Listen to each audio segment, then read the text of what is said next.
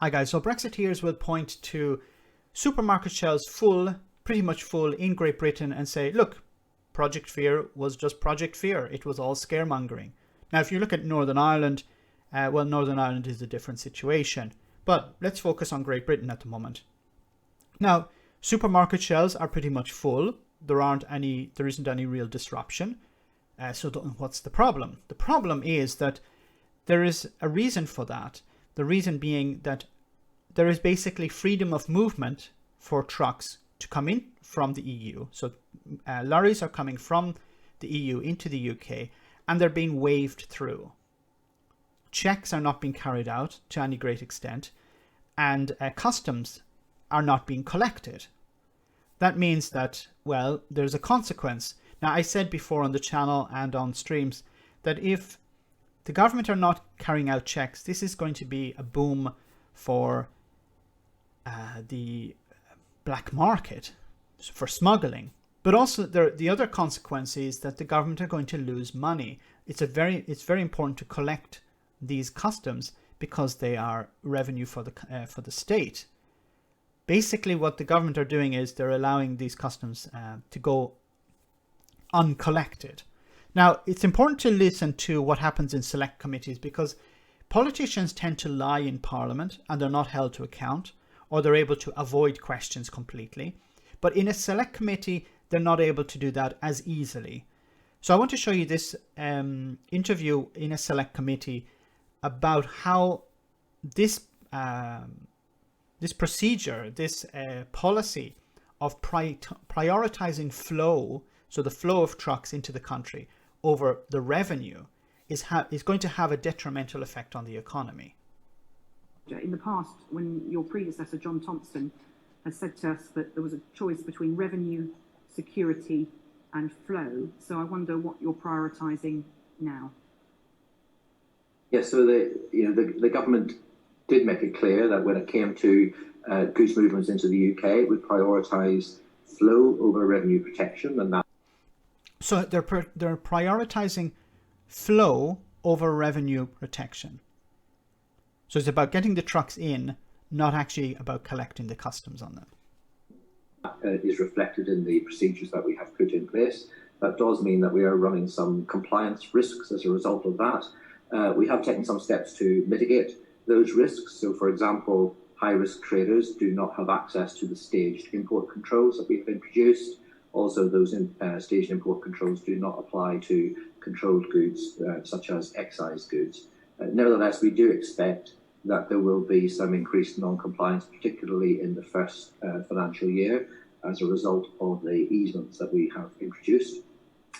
In November, I just want to comment about how Brexit was all about taking back control of our borders. Basically, what the government have done here is opened the border.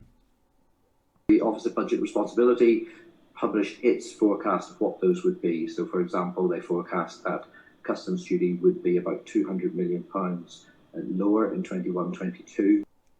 Customs duty will be £200 million lower in the years 2021 and 2022.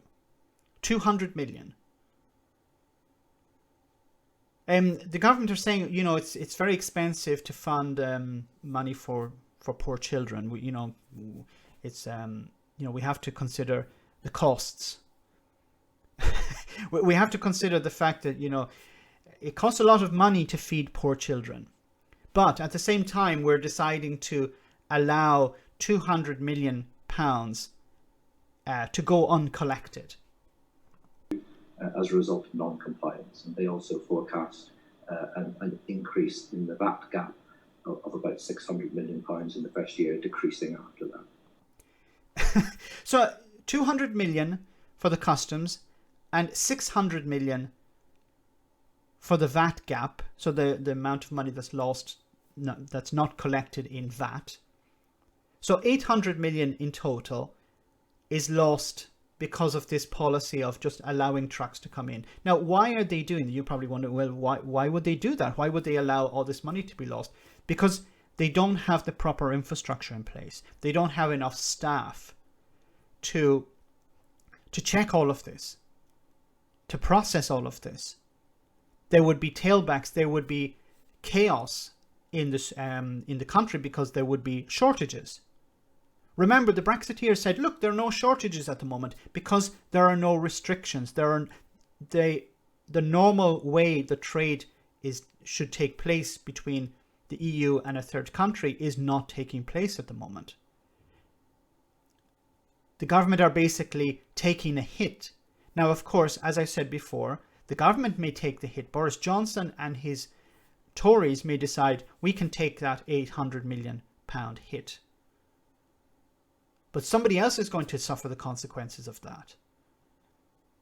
It's disgusting that the government are saying, you know, if we want to increase the uplift to universal credit of £20, you know, this is a huge cost and we have to consider it. And they'll roll out people from think tanks who'll say, you know, the government need to be responsible.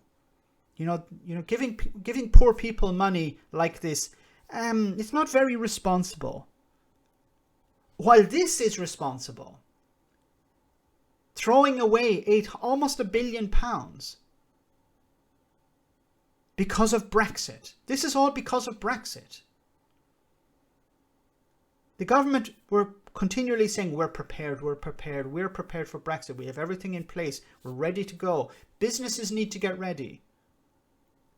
Well, some businesses tried to get ready. Some businesses were ready, but the government were not ready.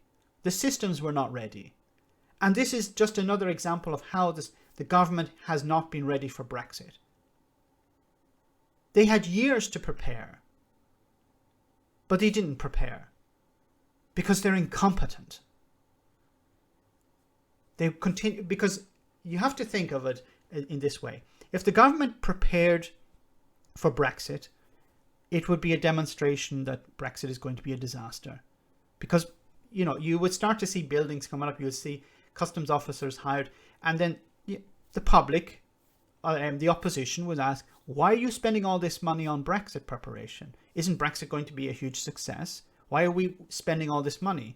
So in order to defend and protect Brexit, the government didn't spend and prepare correctly. And now this is the consequence. Kicking the can down the road. This is a type of transition period. But it cannot be extended indefinitely. Because there, as the man in the interview said, there are risks involved. Security risks. And of course the financial risk. Well, kicking the can down the road will only work for so long, as we know. At some stage you're going to have to implement these checks and controls. And you can't hire 50,000 customs officers and train them up in a few months' time.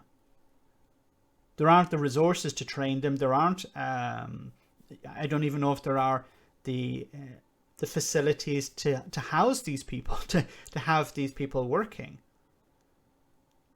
The government are building lorry parks at the moment.